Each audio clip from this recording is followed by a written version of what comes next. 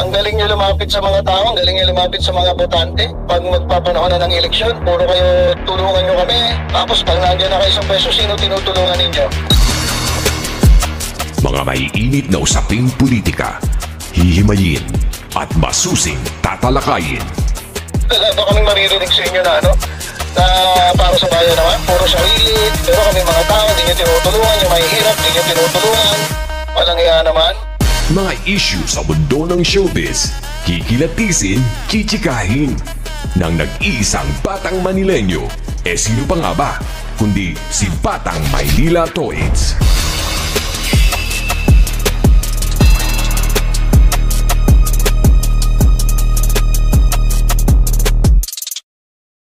Alright, magandang gabi po sa inyong lahat mga kababayan, Batang Maynila Toits. Pag-usapan lang po natin itong nasa ating screen. Etong nasa ating screen mga kababayan, ito pong yan pong nakaputi na nakabarong mga kababayan, yan po si Ambassador Romualdez.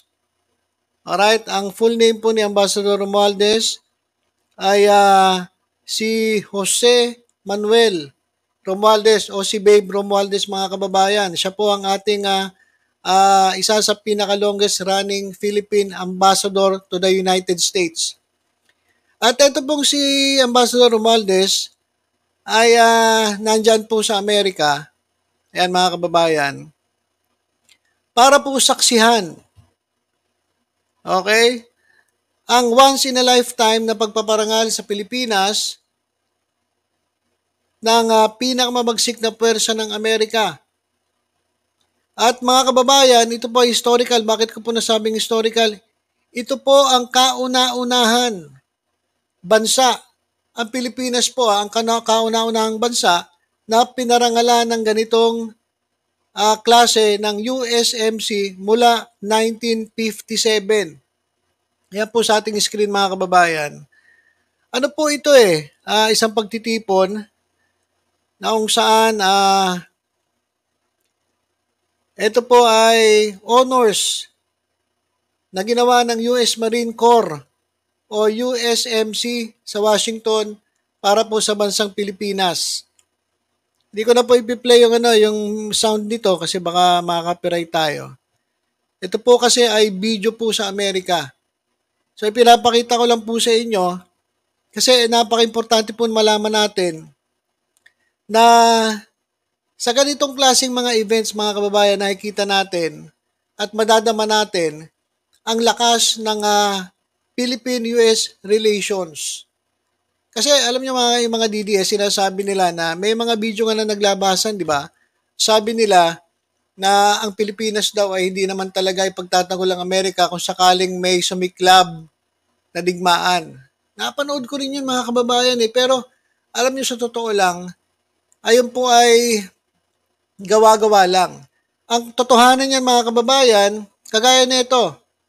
Dito po sa sa nangyari pong pagpaparangal po dito sa ating bansa, ay kitang-kita na nasa pinakamataas na level ang alyansa ng Pilipinas at Estados Unidos ngayon.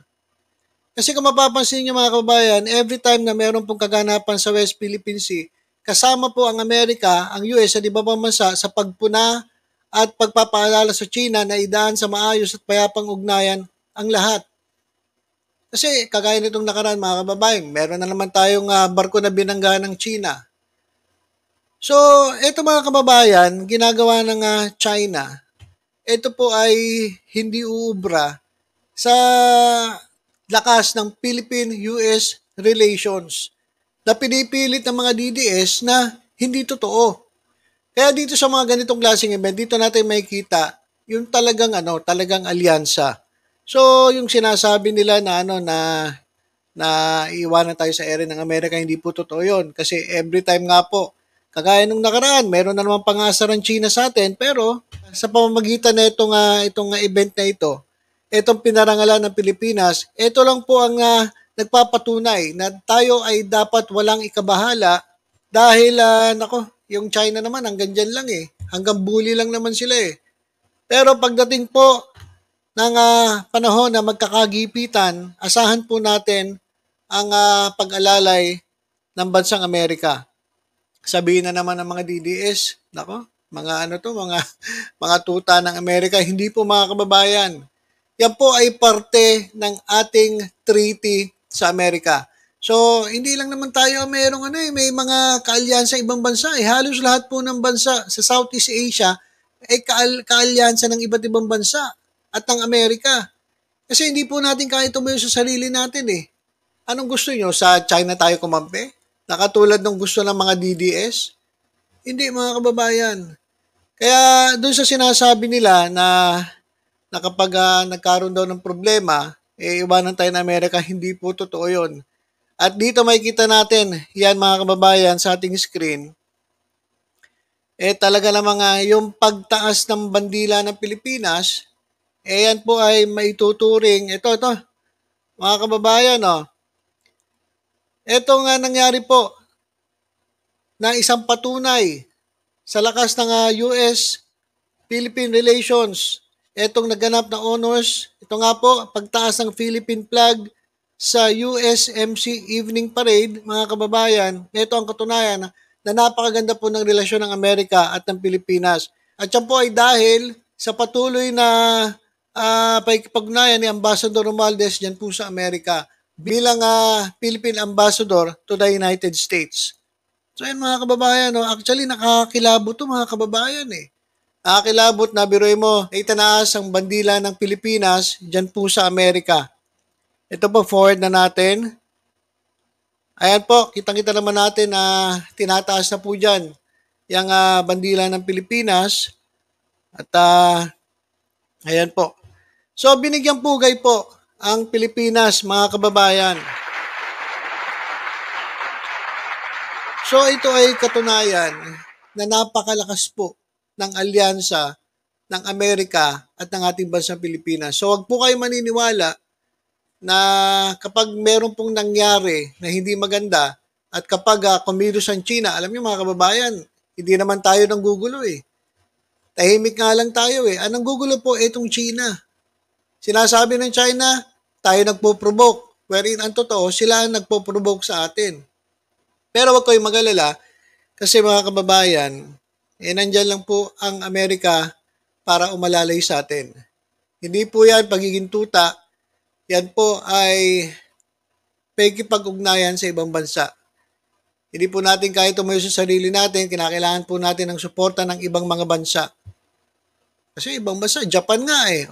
May alyansa sila sa ibang bansa. So kalokohan, yung sinasabi nila na kapag nakapag-alyansa ka sa isang bansa, ituta ka na ng ibang bansa. Hindi po totoo yun. Ang mga tuta po ay yung mga opisyalis ng gobyerno dyan na binubuli na tayo ng bansang ito pero sila pa rin ang kinakampihan natin. Ayun po yung tuta. Yan po yung sunod-sunuran. Yan po yung may secret agreement. Yan po yun. So, yun po mga kababayan. At isa pa, dadagdag ko na rin mga kababayan Okay. Ito pong pagiging matinding relasyon ng Pilipinas at US sa kasalukuyan ay hindi po ito mangyayari kung hindi po dahil sa galing at sipag ni Ambassador Romualdez.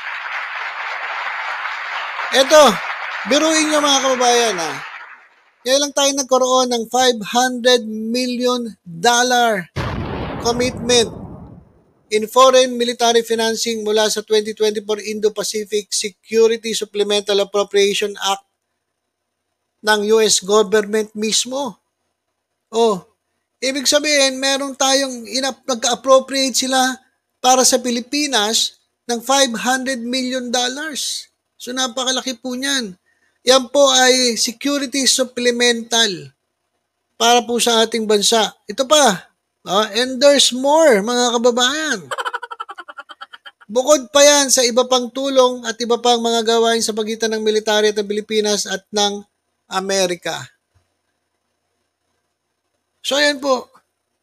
Hindi man madalas banggitin ang pangalan ni Ambassador Jose Manuel Romualdez, maramdaman natin sa mga susunod na taon at dekada ang mga nagawa niya bilang Ambassador ng Pilipinas sa Estados Unidos. Anong ibig sabihin nito mga kababayan? Laging sinasabi ng mga DDS na, sorry, nawala. Laging sinasabi ng mga DDS na inilalagay ng gobyernong Marcos ang Pilipinas sa alanganin. Hindi po totoo yan. Alam niyo mga kababayan, mas bilib pa nga ako doon sa mga nagtatanggol sa Pilipinas kaysa nagbibenta sa Pilipinas. Yung mayroong secret agreement, di natin alam na yun pala isinuko na yung ating karapatan sa ibang lugar dyan sa West Philippine Sea. Hindi po ganyan ang dapat gawin ng ating gobyerno. Kinakailangan po natin protektahan ang ating teritoryo, protektahan ang ating soberanya. At yan po ang ginagawa ng present government. At saludo ako kay Ambassador Romualdez dahil kung di sa kanya, hindi po titibay ang relasyon ng Amerika at Pilipinas. At kung makikita natin dito, isa pong karangalan ang maitaas po, mabigyan ng pugay ang watawat ng Pilipinas dyan po sa bansang Amerika. Imagine ninyo, ang China, bino-water cannon ang ating bandila. Binabasa nila yung ating bandila. Kung nakita nyo kung paano sila mambuli, talagang grabe, takatutok yung water cannon doon sa bandila bilang walang respeto.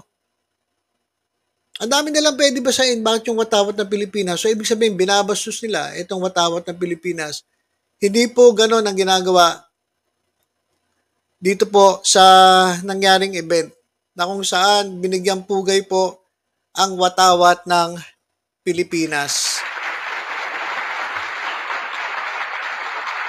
At meron pa tayong tulong mga kababayan na natanggap sa Amerika. Kaya doon po siya nagsasabi na iwanan tayo ng Amerika pagdating ng kagipitan. Po kayo maniniwala ron. Nandyan po ang ating mga kaalyadong bansa para protektahan tayo kung sakali mang sumiklab ang hindi inaasahan. Okay, so ilang mga kababayan, tutok-tutok lang po dito sa Batang Maynila to sa iba pang updates. Ingat po tayong lahat. God bless po.